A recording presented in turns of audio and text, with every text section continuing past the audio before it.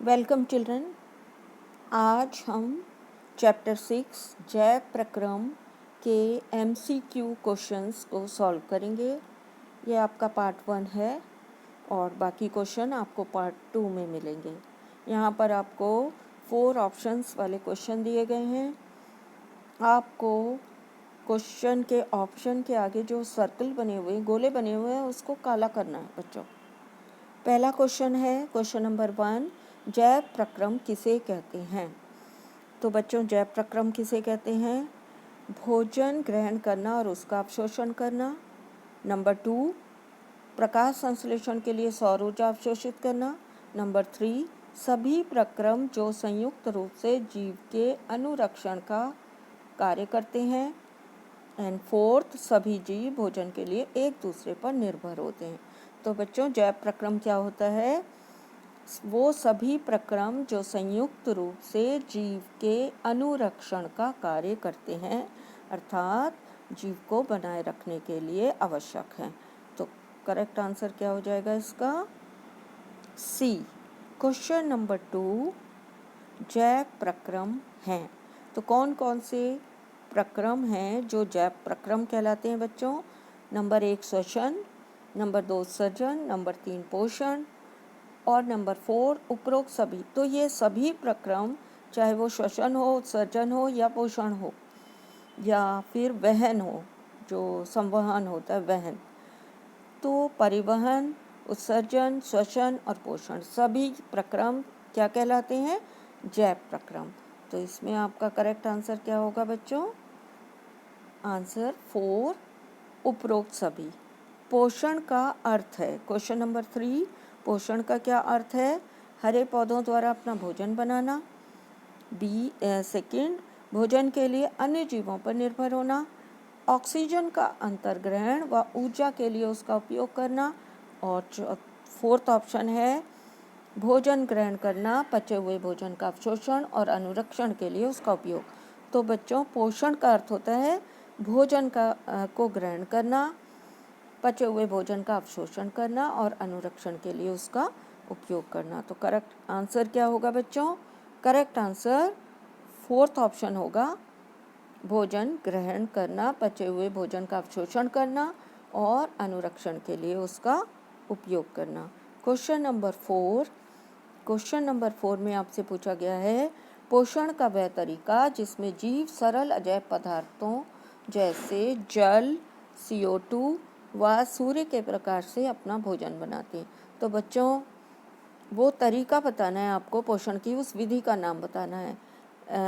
First पोषण, second स्वपोषी पोषण, third विषमपोषी पोषण और 4th है इसका सेकंड और थर्ड दोनों। तो करेक्ट आंसर कौन सा आएगा बच्चों? ऐसे पोषण को हम क्या कहते हैं? स्वपोषी पोषण, जिसमें भोजन अजैव पदार्थों की मदद से जीव स्वयं भोजन बनाते हैं। तो इसमें आपको क्या टिक करना है? स्वपोषी पोषण के गोले को काला करना है। क्वेश्चन नंबर 5 क्या है? हरे पौधों द्वारा सूर्य के प्रकाश में भोजन बनाने की प्रक्रिया कहलाती है। इस प्रक्रिया को क्या कहते हैं हम, जिसमें हरे पौधे सूर्य के प्रकाश में भोजन बनाते हैं? प्राणी संपोषण, नंबर 2 प्रकाश संश्लेषण, 3 विषमपोषी पोषण और 4th कार्बोहाइड्रेट का अपचयन व ऊर्जा मुक्ति। तो इस प्रक्रिया का क्या नाम है बच्चों? इस प्रक्रिया का नाम है प्रकाश संश्लेषण। तो आपको इस गोले को काला करना है प्रकाश संश्लेषण के। क्लोरोफिल का मुख्य कार्य क्या है? क्लोरोफिल जो हरे पौधों में उपस्थित हरा वर्णक होता है, जिसको हम क्या कहते हैं बच्चों? क्लोरोफिल।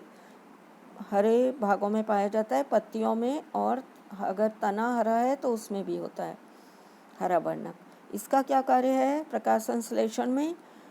नंबर 1 जल के अणुओं का अपघटन, नंबर 2 प्रकाश ऊर्जा को अवशोषित करना, नंबर 3 कार्बन डाइऑक्साइड का कार्बोहाइड्रेट में अपचयन करना और नंबर 4 इनमें से कोई नहीं। तो क्लोरोफिल का कार्य होता है बच्चों प्रकाश ऊर्जा को अवशोषित करना। जो सूर्य के प्रकाश की ऊर्जा को अवशोषित करते हैं पौधे, वो किसकी मदद से करते हैं? क्लोरोफिल की मदद से। अगला क्वेश्चन है क्वेश्चन नंबर 7 विषम पोषी पोषण की विधि है। तो विषम पोषी पोषण की विधि कौन सी है, उसमें आपको टिक करना है, उसके गोले को काला करना है। पहला ऑप्शन है प्राणी संपोषण, दूसरा मृतजीवी पोषण, तीसरा परजीवी पोषण और चौथा है उपरोक्त सभी।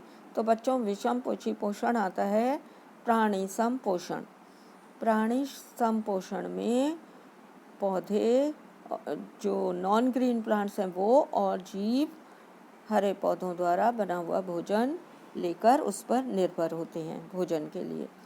मृतजीवी मृत पदार्थ या गलती या सड़ती चीज़ों पर निर्भर होते हैं और परजीवी दूसरे पौधों से अपना पोषण लेते हैं। तो इसका करेक्ट आंसर क्या आएगा, प्राणी संपोषण। तो इसमें आप टिक करेंगे, प्राणी संपोषण के गोले को काला कर देंगे। क्वेश्चन नंबर 8 प्रकाश संश्लेषण के दौरान प्रयोग की जाने वाली व बाहर निकालने वाली गैसें कौन सी हैं। तो आप यहाँ क्वेश्चन पे ध्यान देंगे, प्रयोग की जाने वाली और बाहर निकालने वाली। तो पहली गैस का नाम क्या होना चाहिए, प्रयोग की जाने वाली। तो कौन सी गैस प्रयोग होती है प्रकाश संश्लेषण में, कार्बन डाइऑक्साइड। तो हम यहाँ पर ऑप्शन चुनेंगे ऑक्सीजन एंड कार्बन डाइऑक्साइड। ये उल्टा लिखा हुआ है बच्चों, प्रयोग की जाने वाली ऑक्सीजन नहीं है। नंबर 2 कार्बन डाइऑक्साइड और ऑक्सीजन, नंबर 3 ऑक्सीजन और हाइड्रोजन, नंबर 4 N2 यानी नाइट्रोजन और कार्बन डाइऑक्साइड। तो करेक्ट आंसर क्या आएगा, प्रयोग की जाने वाली गैस है कार्बन डाइऑक्साइड और बाहर निकालने वाली गैस क्या होती है प्रकाश संश्लेषण में, ऑक्सीजन। तो करेक्ट आंसर आएगा सेकंड वाला। सेकंड के गोले को काला कर दीजिए। क्वेश्चन नंबर 9 रंध्र का मुख्य कार्य क्या है। बच्चों रंध्र कहाँ पाए जाते हैं, रंध्र या स्टोमेटा ये पत्ती की निचली सतह पर अधिक मात्रा में पाए जाते हैं। पत्ती में पाए जाने वाले छोटे छोटे छिद्रों को रंध्र कहते हैं या स्टोमेटा कहते हैं। तो इनका कार्य पूछा है आपसे। तो स्टोमेटा का क्या कार्य है, वायुमंडल से जल अवशोषित करना, सेकंड ऑक्सीजन ग्रहण करना व कार्बन डाइऑक्साइड को बाहर निकालना, थर्ड गैसों का विनिमय व अतिरिक्त जल को बाहर निकालना, नंबर 4 द्वार कोशिकाओं को खोलने और बंद करने में मदद करना। तो बच्चों इसमें जो बेस्ट सुटेबल आंसर है, आंसर 3 है, गैसों का विनिमय। रंध्रों के 2 कार्य होते हैं। कितने कार्य होते हैं रंध्रों के, 2 कार्य होते हैं। तो दोनों कार्य जिस ऑप्शन में दिए हैं आपको, गैसों का विनिमय, विनिमय का मतलब होता है आदान प्रदान करना। तो गैसों का आदान प्रदान करना और अतिरिक्त जल को बाहर निकालना भी रंध्रों का ही कार्य है। तो आपका करेक्ट आंसर सी आएगा। ऑक्सीजन ग्रहण करना और कार्बन डाइऑक्साइड बाहर निकालना ये भी कार्य है। इसके अलावा एक कार्य और करते हैं रंध्र। तो दोनों कार्य आपको किस में दिए हैं, ऑप्शन सी में, गैसों का विनिमय, गैसों का आदान प्रदान और अतिरिक्त जल को बाहर निकालना। तो आपको कौन सा गोला काला करना है बच्चों, ऑप्शन सी का गोला काला करना है। क्वेश्चन नंबर 10 में आपसे पूछा है परजीवी पोषण पाया जाता है, उस जीव का नाम बताना है, पादप या जंतु जिसमें परजीवी पोषण पाया जाता है। परजीवी पोषण क्या होता है बच्चों, परजीवी पोषण का मतलब है जब जीव दूसरे पादप या जीव से अपना भोजन प्राप्त करता है, वो परजीवी पोषण कहलाता है। कवक में, अमीबा में, मानव में या अमरबेल में। अमरबेल एक परजीवी पादप है जो दूसरे पादप के ऊपर चढ़कर और दूसरे पादप से अपना भोजन लेती है। ये पीले रंग की होती है बच्चों, इसके पास क्लोरोफिल नहीं पाया जाता। तो परजीवी पोषण का उदाहरण अमरबेल है। क्वेश्चन नंबर 11 में आपसे पूछा गया है मानव में पोषण की विधि। मानव में पोषण की विधि मृतजीवी सड़े गले पदार्थों से अपना भोजन लेना नहीं, परजीवी पोषण ये भी नहीं होता, स्वपोषी पोषण मानव अपना भोजन स्वयं भी नहीं बनाते। तो कौन सा हुआ करेक्ट आंसर, प्राणी संपोषण। इसमें पादप, कुछ पादप जो नॉन ग्रीन होते हैं और जंतु अपना भोजन पेड़ पौधों से बनने वाले भोजन से या दूसरे जीवों से प्राप्त करते हैं। ऐसे पोषण को हम प्राणी संपोषण कहते हैं। तो करेक्ट आंसर कौन सा आएगा, ऑप्शन 1 प्राणी संपोषण। नेक्स्ट क्वेश्चन है, मुख गुहिका में उपस्थित ग्रंथि। हमारी मुख गुहिका या बकल कैविटी में कौन सी ग्रंथि पाई जाती है? यकृत? नहीं। लाला ग्रंथि? लाला ग्रंथि हमारे मुख में पाई जाती है। अग्न्याशय ग्रंथि और उपरोक्त सभी। तो करेक्ट आंसर कौन सा आएगा बच्चों? लाला ग्रंथि। लाला ग्रंथि हमारी मुख गुहिका में होती है और उससे लार स्रवित होती है, एंजाइम निकलता है। नेक्स्ट क्वेश्चन है आपका, लार में उपस्थित एंजाइम का क्या नाम है? हमारी लार में एक एंजाइम उपस्थित होता है, उस एंजाइम का नाम आपको बताना है। Number 1 pepsin, number 2 amylase, number 3 lipase, number 4 trypsin. तो बच्चों कौन सा एंजाइम हमारी लार में उपस्थित होता है? हमारी लार में लार एमाइलेज या एमिलेज नाम का एंजाइम होता है। तो करेक्ट आंसर, लार में उपस्थित एंजाइम का नाम एमिलेज। नेक्स्ट क्वेश्चन, क्वेश्चन 14 है आपका, लार में उपस्थित एंजाइम का मुख्य कार्य। तो बच्चों लार में जो एंजाइम होता है लार एमाइलेज, उसका क्या कार्य है? स्टार्च या मंड को शर्करा में बदलना। सेकंड, मुख गुहिका के माध्यम को अम्लीय बनाना। थर्ड, भोजन को लार के साथ मिलाना और निकलने में सहायता करना। और फोर्थ है उपरोक्त सभी। तो लार का मुख्य कार्य क्या है? लार में उपस्थित एंजाइम जो होता है लार एमाइलेज, उसका कार्य है स्टार्च या मंड को शर्करा में बदलना। तो करेक्ट आंसर कौन सा है बच्चों? 1, स्टार्च को या मंड को शर्करा में मुख गुहिका में लार एमाइलेज द्वारा बदला जाता है। नेक्स्ट क्वेश्चन है आपका क्वेश्चन नंबर 15, क्रमाकुंचन गति क्या है? क्रमाकुंचन गति क्या होती है बच्चों? हृदय की पेशियों में संकुचन और शीतलन। नंबर 2, ग्रसिका की मांसपेशियों का संकुचन और शीतलन। नंबर 3, दांतों की ऊपर नीचे की गति होना। और नंबर 4, उपरोक्त सभी प्रकार की गतियाँ। तो करेक्ट आंसर क्या होगा? क्रमाकुंचन गति हमारी ग्रसिका में होती है।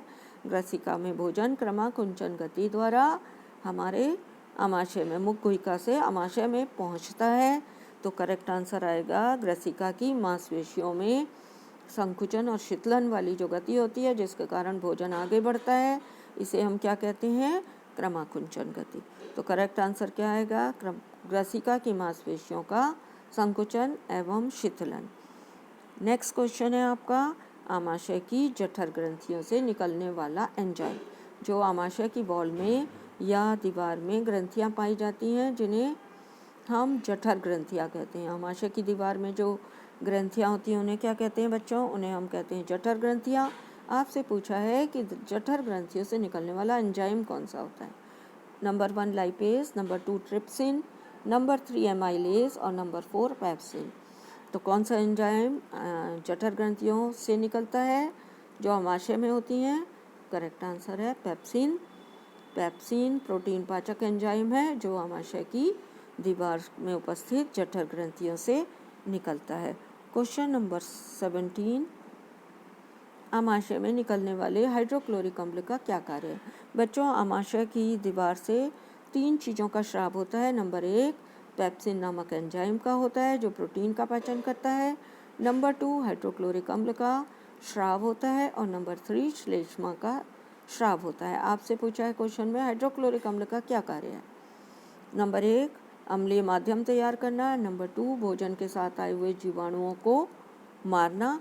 नंबर 3, 1 और 2 दोनों। और नंबर 4, इनमें से कोई नहीं। तो बच्चों ये दोनों कार्य जो हैं, नंबर 1 अम्लीय माध्यम तैयार करना और नंबर 2 भोजन के साथ आए हुए जीवाणुओं को मारना, ये दोनों कार्य हाइड्रोक्लोरिक अम्ल करता है। तो करेक्ट आंसर कौन सा आएगा इसका? इसका करेक्ट आंसर आएगा 3, 1 एंड 2 दोनों, पहला और दूसरा दोनों। Question number 18। तो क्वेश्चन नंबर 18 में आपसे क्या पूछा गया है? क्वेश्चन नंबर 18 में आपसे पूछा गया है, यह आमाशय के आंतरिक स्तर की अम्ल से रक्षा करता है।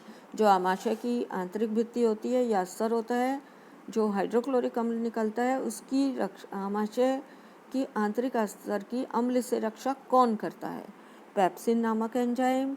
नंबर 2 श्लेष्मा, नंबर 3 पित्तरस, नंबर 4 सेकंड और थर्ड दोनों, श्लेष्मा और पित्तरस दोनों। तो करेक्ट आंसर क्या है बच्चों इसका?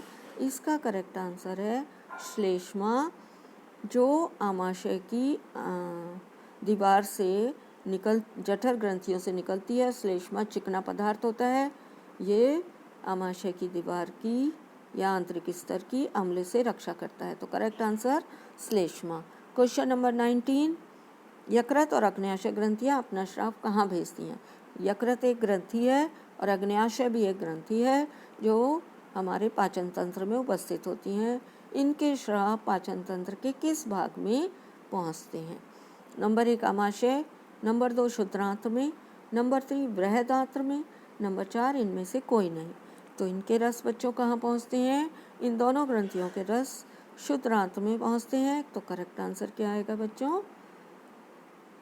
सेकेंड ऑप्शन क्षुद्रांत्र में। क्वेश्चन नंबर 20, पित्त रस का स्राव होता है, कहाँ पर होता है आपको ये बताना है। पित्त रस कहाँ निकलता है, कहाँ बनता है? अग्न्याशय ग्रंथि से निकलता है, यकृत ग्रंथि से निकलता है, आमाशय की दीवार से निकलता है या क्षुद्रांत्र की आंतरिक भित्ति से निकलता है? तो बच्चों पित्त रस का स्राव कहाँ होता है? पित्त रस का स्राव होता है यकृत ग्रंथि से।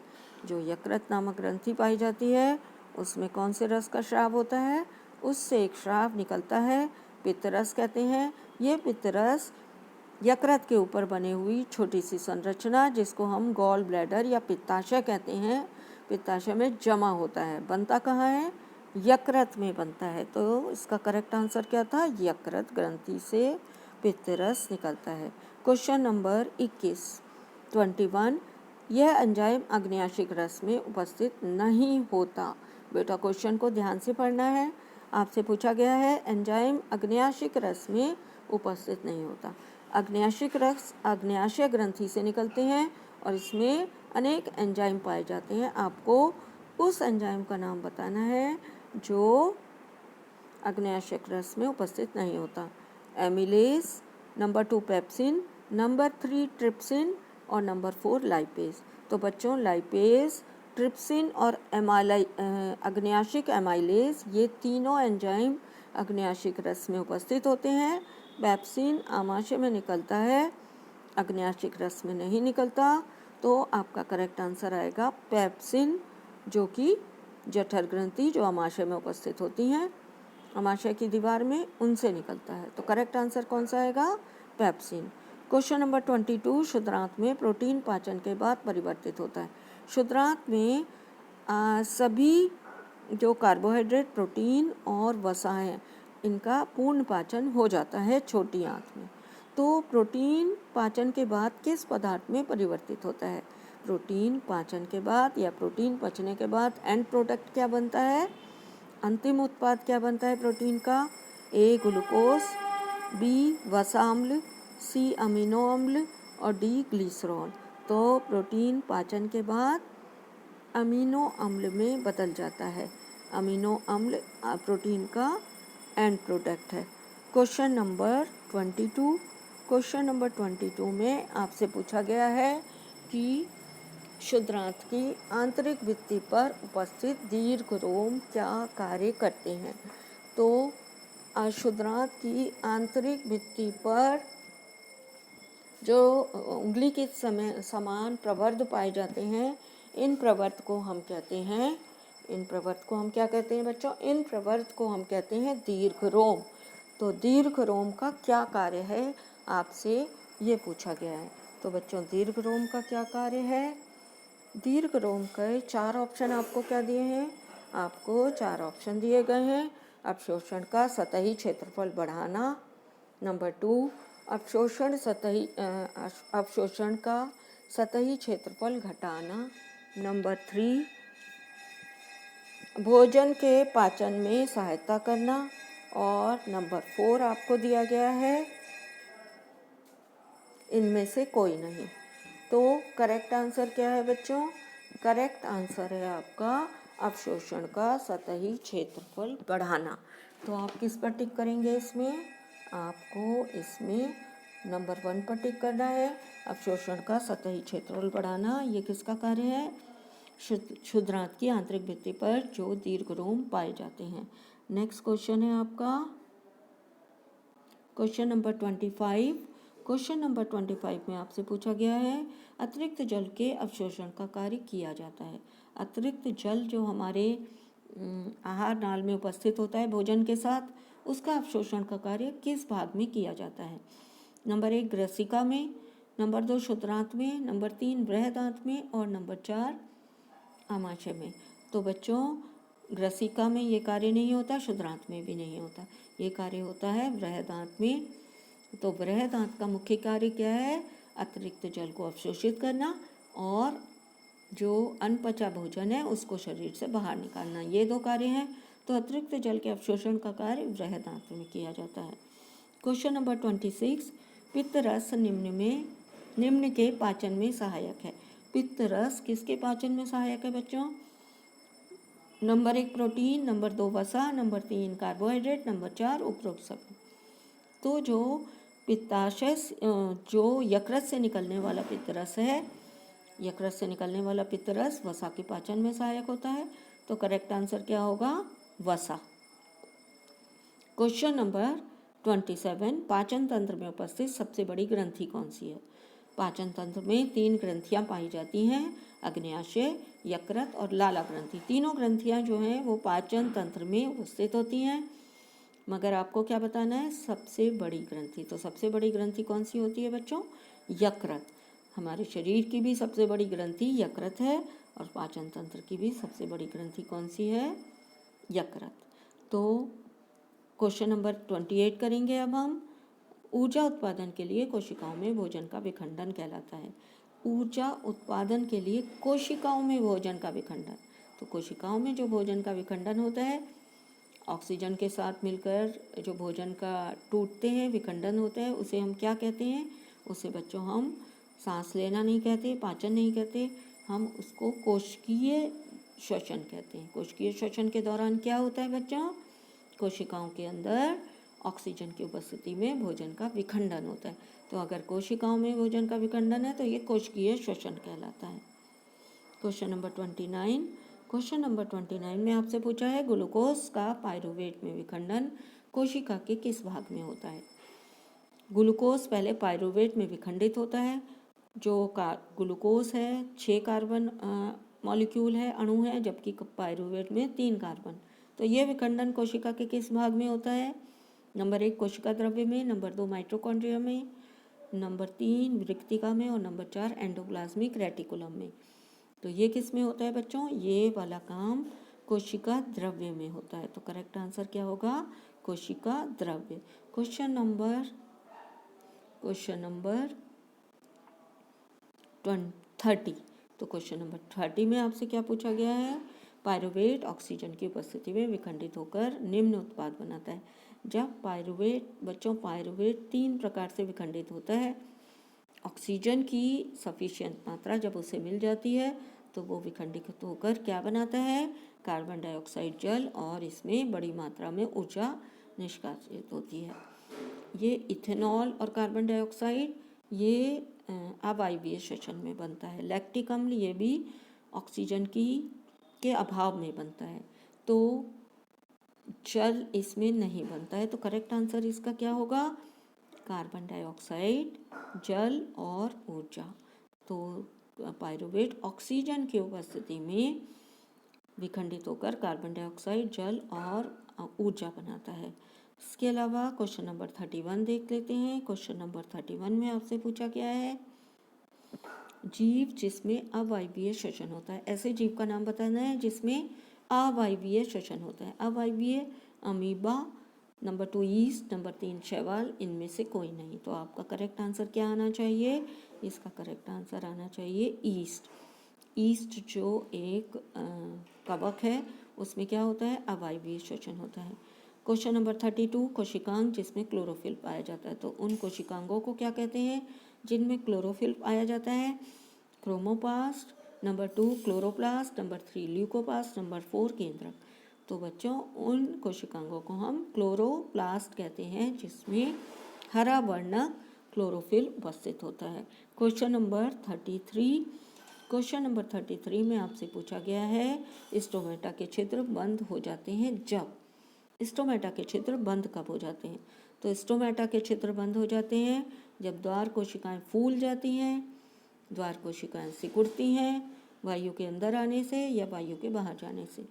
बच्चों, स्टोमेटा वो छिद्र हैं जो पत्तियों की सतह पर पाए जाते हैं और इनका कार्य आपने पढ़ा था गैसों का विनिमय और अतिरिक्त जल को बाहर निकालना। तो ये स्टोमेटा खुलते और बंद होते रहते हैं। आपसे पूछा गया है ये छिद्र बंद कब हो जाते हैं? जब द्वार कोशिकाएं फूल जाती हैं तो ये खुलते हैं, और जब द्वार कोशिकाएं सिकुड़ती हैं तो स्टोमेटा क्या हो जाते हैं? बंद। तो करेक्ट आंसर क्या आएगा इसका? 2, द्वार कोशिकाओं के सिकुड़ने से। तो जब द्वार कोशिकाएं फूलती हैं उसमें जल भर जाता है तो वो खुल जाते हैं बच्चों। बंद कब होते हैं? द्वार कोशिकाएं शिथिल हो जाती हैं या सिकुड़ जाती हैं तो स्टोमेटा के क्षेत्र बंद हो जाते हैं। तो करेक्ट आंसर 2 आएगा। क्वेश्चन नंबर 34, ऐसे जीव जो भोज्य पदार्थों का विघटन शरीर के बाहर कर देते हैं उनका और बाद में उसका अवशोषण करते हैं, ऐसे जीव कौन से हैं? नंबर 1 अमीबा पैरामीशियम, नंबर 2 मक्खी मच्छर, नंबर 3 ईस्ट या फफूंदी, नंबर 4 इनमें से कोई नहीं। तो बच्चों ऐसे जीव हैं ईस्ट और फफूंदी। ये सड़ती गलती चीज़ों से लेते हैं, ये भोजन का विघटन शरीर के बाहर कर देते हैं। तो करेक्ट आंसर क्या आएगा? ईस्ट और फफूंदी। नेक्स्ट क्वेश्चन आपसे पूछा गया है एटीपी का पूरा नाम बताएं। तो बच्चों एटीपी का पूरा नाम क्या है? एटीपी का पूरा नाम आपको पता है, adenosine try phosphate. A for adenosine, T for try, P for phosphate. तो आपको इसमें से एडिनोसिन ट्राई फास्फेट पे निशान लगाना है। वो कौन सा ऑप्शन है आपका? एडिनोसिन, थर्ड ऑप्शन में देखिए आपको लिखा है, सॉरी एडिनिन नहीं लिखना है आपको, एडिनोसिन ट्राई फास्फेट लिखना है। तो यहाँ पर आपको adenosine tetra, adenine tetra, adenosine diphosphate लिखा है, यहाँ पर आपका ट्राई आना चाहिए। तो इसको आप क्या कर लेंगे? ट्राई कर लीजिए काट के, और करेक्ट आंसर निशान लगाइए एडिनोसिन ट्राई फास्फेट। टेट्रा नहीं आता इसमें, एडेनिन टेट्रा नहीं आएगा, एडेनिन ट्राईफास्फेट नहीं आएगा। तो करेक्ट आंसर आएगा एडिनोसिन। बच्चों करेक्शन कर लेना, इसमें डाईफास्फेट नहीं आएगा, क्या आएगा? ट्राई। यहाँ पर एडिनोसिन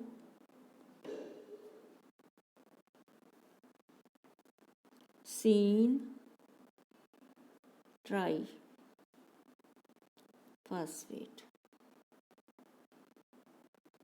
ये आंसर करेक्ट आएगा। तो इसमें करेक्शन करना है बच्चों, इसमें करेक्शन करिए adenosine try phosphate. Question number 36, किण्वन प्रक्रिया के दौरान निकलने वाली गैस कौन सी है? तो किण्वन प्रक्रिया जो ईस्ट के द्वारा, जब ईस्ट हम किसी खाद्य पदार्थ में मिलाते हैं तो किण्वन प्रक्रिया होती है जिसको हम फर्मेंटेशन कहते हैं। कौन सी गैस बाहर निकलती है? Oxygen, second carbon dioxide, third hydrogen and fourth H2S। तो बच्चों कौन सी गैस है वो गैस है कार्बन डाइऑक्साइड, जिसके कारण खाद्य पदार्थ स्पंजी हो जाते हैं, कार्बन डाइऑक्साइड निकलती है बाहर। क्वेश्चन नंबर 37, क्वेश्चन नंबर 37 में आपसे पूछा गया है जलीय जीवों की श्वसन दर स्थलीय जीवों की अपेक्षा तेज क्यों होती है? जलीय जीव तेजी की श्वसन दर, सांस लेने की प्रक्रिया तेज होती है स्थलीय जीवों की अपेक्षा। जल में विलेय ऑक्सीजन की मात्रा वायु की अपेक्षा कम होती है। सेकेंड, जल में विलेय ऑक्सीजन की मात्रा वायु की अपेक्षा अधिक होती है। नंबर 3, जलीय जीवों को स्थलीय जीवों से की अपेक्षा अधिक मात्रा में ऑक्सीजन की ज़रूरत होती है। इनमें से कोई नहीं। तो बच्चों जलीय जीवों की श्वसन दर इसलिए तेज होती है क्योंकि जल में विलेय ऑक्सीजन की जो मात्रा है वो स्थल की अपेक्षा कम होती है। स्थल में ऑक्सीजन की मात्रा अधिक मात्रा में ऑक्सीजन अधिक मात्रा में उपस्थित होती है। तो जल में कम मात्रा में ऑक्सीजन होने के कारण क्या होती है? जलीय जीवों की श्वसन दर तेज होती है स्थलीय जीवों की अपेक्षा। नेक्स्ट क्वेश्चन है आपका क्वेश्चन नंबर 28। क्वेश्चन नंबर 28 में आपसे पूछा है कंठ में उपास्थि के वलय उपस्थित होते हैं जिनका क्या कार्य है? हमारे कंठ में श्वास नली में उपास्थि यानी कि मुलायम हड्डी के वलय उपस्थित होते हैं। इनका क्या कार्य है? वायु रुक रुक कर प्रवेश करे, वायु का मार्ग निपतित न हो। नंबर 3, कंठ को लचीला बल प्रदान करते हैं, और फर्स्ट और थर्ड दोनों। तो फर्स्ट कार्य नहीं है, इसका कार्य है वायु का मार्ग निपतित ना हो, रुकावट ना आए वायु के मार्ग में। तो करेक्ट आंसर क्या होगा? वायु का मार्ग निपतित ना हो। क्वेश्चन नंबर 39, जब हम श्वास अंदर लेते हैं तो क्या कार्य होता है? तो श्वास लेने में क्या चेंज होता है? पसलियाँ ऊपर उठती हैं, डायफ्राम चपटा हो जाता है। नंबर 2, पसलियाँ अंदर हो जाती हैं और डायफ्राम ऊपर उठ जाता है। नंबर 3, पसलियाँ अंदर हो जाती हैं और डायफ्राम चपटा हो जाता है। नंबर 4, पसलियाँ ऊपर उठती हैं और डायफ्राम पसलियों से चिपक जाता है। तो इसका करेक्ट आंसर है बच्चों, जब हम सांस अंदर लेते हैं वक्ष गोहिका जो होती है उसका आयतन बढ़ जाता है, पसलियाँ ऊपर उठती हैं और डायफ्राम क्या हो जाता है? चपटा हो जाता है। तो डायफ्राम चपटा होने से क्या हो जाता है? ऐसे हो जाता है। ये हमारे वक्ष गोहिका है, इसका वक्ष गोहिका का आयतन क्या हो जाता है? हमारा बढ़ जाता है। तो डायफ्राम चपटा होता है और पसलियाँ ऊपर उठती हैं। करेक्ट आंसर ये आएगा। क्वेश्चन नंबर 40 में आपसे पूछा गया है, हमारे फेफड़ों में गुब्बारे जैसी संरचनाएं पाई जाती हैं जो गैसों के विनिमय के लिए सतह प्रदान करती हैं। तो कोपिका का क्या कार्य है?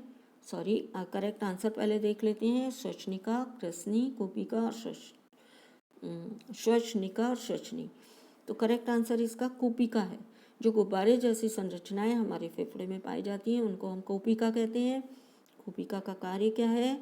कोपिकाएं हमें विनिमय के लिए, गैसों के आदान प्रदान के लिए सतह प्रदान करती हैं। रुधिर का मुख्य कार्य क्या है? अगला क्वेश्चन आपसे पूछा गया है। रुधिर का मुख्य कार्य भोजन का परिवहन करना, बी वर्ज्य पदार्थों का वहन करना, नंबर 3 ऑक्सीजन का वहन करना और नंबर 4 उपरोक्त सभी। तो बच्चों रुधिर का मुख्य कार्य है वहन करना। वहन या संवहन रुधिर का कार्य होता है। भोजन का परिवहन, वर्ज्य पदार्थों का वहन, ऑक्सीजन का वहन, ये सभी कार्य रुधिर द्वारा किए जाते हैं। तो रुधिर के कार्य हैं, तो करेक्ट आंसर आएगा उपरोक्त सभी। क्वेश्चन नंबर 42, हमारे हृदय में कितने कोष्ठ होते हैं? तो बच्चों हमारे हृदय में कितने कोष्ठ होते हैं? 3, नंबर 2 2, नंबर 3 4 या नंबर 4 1। तो हमारे हृदय में 4 कोष्ठ होते हैं। आपको नाम भी बताए गए हैं, उसके नाम पढ़ेंगे अभी आप। 2 अलिंद और 2 निलय। तो हमारे हृदय में कितने कोष्ठ होते हैं? 4। क्वेश्चन नंबर 43, ऑक्सीजन प्रचुर रुधिर फुफ्फुस से पहुंचता है। फुफ्फुस यानी क्या होता है बच्चों? फुफ्फुस हमारे फेफड़ों को कहते हैं, फेफड़े या फुफ्फुस। तो ऑक्सीजन से प्रचुर रुधिर फुफ्फुस से यानी फेफड़ों से हमारे हृदय के कौन से कोष्ठ में पहुंचता है? तो हमारे हृदय में कितने कोष्ठ हैं बच्चों? 4। तो हमारे हृदय में जो 4 कोष्ठ हैं, यहाँ ऊपर वाले कौन से कहलाते हैं? अलिंद, और नीचे वाले कौन से कहलाते हैं? निलय। तो हमारे हृदय से जो रक्त आता है जिसमें ऑक्सीजन प्रचुर मात्रा में होती है वो बाएं भाग में आता है बच्चों, और ऊपर वाले भाग में आता है। तो हम क्या कहेंगे इसको? करेक्ट आंसर बाएं अलिंद में। बाएं अलिंद से ये बाएं निलय में जाता है और निलय से शरीर के सभी भागों में। तो बाएं भाग में ऑक्सीजन वाला रक्त आता है और फेफड़ों से या फुफ्फुस से बाएं अलिंद में आता है। क्वेश्चन नंबर 44 में आपसे पूछा गया है, हृदय के किन कोष्ठों में की भित्तियां अपेक्षाकृत मोटी होती हैं? बच्चों हृदय में 4 कोष्ठ होते हैं। ऊपर वाले 2 कोष्ठों को अलिंद कहते हैं और नीचे वाले 2 कोष्ठों को हम निलय कहते हैं। तो आपसे पूछा गया है कि किन कोष्ठों की भित्तियां जो हैं वो मोटी होती हैं अपेक्षाकृत।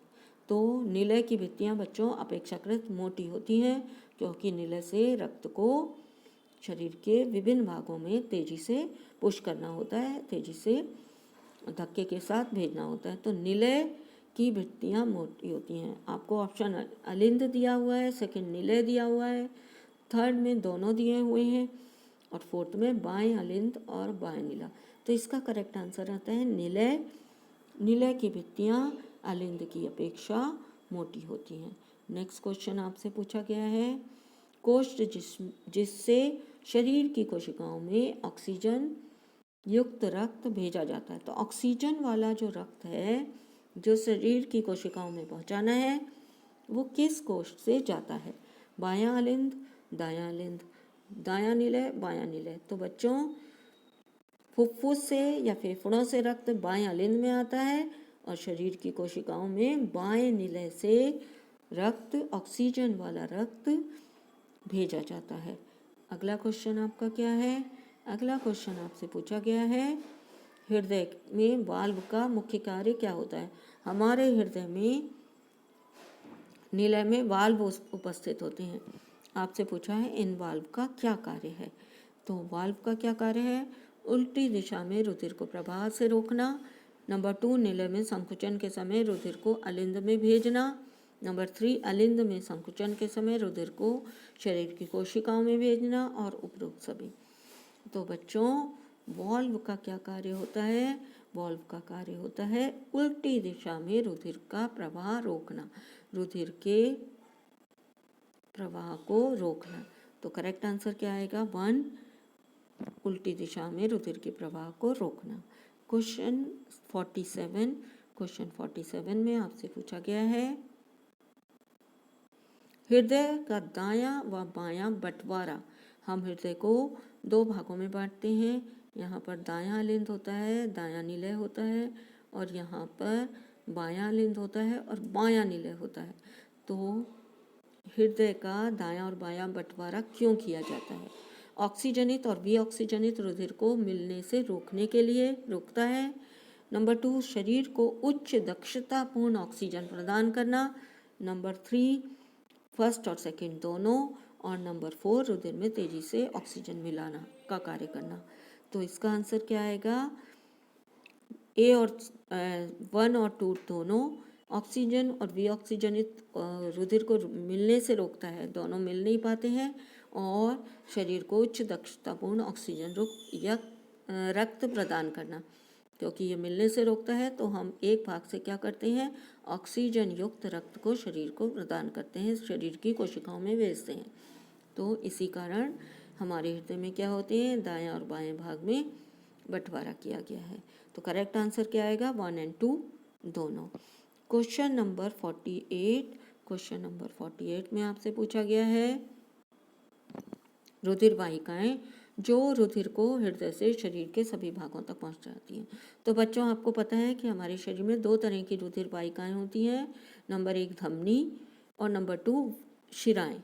धमनी का क्या कार्य है? हृदय से रुधिर को शरीर के सभी कोशिकाओं में पहुंचाना। और शिराओं का क्या कार्य है? शिराओं का कार्य है कोशिकाओं से जो कार्बन डाइऑक्साइड युक्त रुधिर होता है, कार्बन डाइऑक्साइड युक्त को हृदय में वापस लाना। तो आपसे क्या पूछा गया है? आपको पूछा गया है कि रुधिर को हृदय से शरीर के सभी कोशिकाओं तक या भागों तक पहुंचाने का कार्य कौन सी रुधिर वाहिकाएं करती हैं? तो ये कौन सी रुधिर वाहिकाएं हैं बच्चों? ये हैं धमनियाँ। धमनी क्या करती हैं? हृदय से रक्त को कोशिकाओं तक पहुंचाने का कार्य करती हैं। तो करेक्ट आंसर क्या आएगा? धमनी। क्वेश्चन नंबर 49 में आपसे पूछा गया है रुधिर वाहिकाएं जो विभिन्न अंगों से रुधिर को हृदय में वापस लाती हैं। तो बच्चों हृदय में वापस लाने वाली कोशिकाओं से वापस लाती हैं या अंगों से, वो कौन सी कोशिकाएं रुधिर वाहिकाएं होती हैं? धमनी, शिराएं, नंबर 3 प्लाज्मा और नंबर 4 लाल रक्त कणिका। तो वो वाली जो शिराएं होती हैं जो कोशिकाओं से रुधिर को हृदय में वापस लाती हैं, ये कार्य कौन करता है बच्चों? शिराएं। वापस लाने का कार्य शिराएं करती हैं और हृदय से ले जाने का कार्य धमनियां करती हैं। क्वेश्चन नंबर 50, धमनी और शिराओं में बहने वाला रुधिर होता है क्रमशः। जब आपको क्रमशः शब्द दिया जाता है तो आपको क्वेश्चन में जो शब्द पहले आता है उसका आंसर पहले आना चाहिए आपके ऑप्शन में। तो धमनी और शिराओं में बहने वाला रुधिर होता है ऑक्सीजनित, विऑक्सीजनित, नंबर 2 विऑक्सीजनित, ऑक्सीजनित, नंबर 3 दोनों में ऑक्सीजनित, नंबर 4 दोनों में विऑक्सीजनित। तो आपको धमनी और शिरा में बताना है। धमनी में ऑक्सीजनित होता है और शिरा में कौन सा होता है बच्चों? विऑक्सीजनित। तो आपका करेक्ट आंसर क्या होना चाहिए? पहले ऑक्सीजनित और बाद में विऑक्सीजनित। करेक्ट आंसर आना चाहिए ए ऑक्सीजनित व वी ऑक्सीजनित। Question number 51। क्वेश्चन नंबर 51 में आपसे पूछा गया है धमनी जिसमें वी ऑक्सीजनित रुधिर होता है। बच्चों सिर्फ एक धमनी होती है जिसमें वी ऑक्सीजनित अर्थात कार्बन डाइऑक्साइड युक्त रक्त बहता है।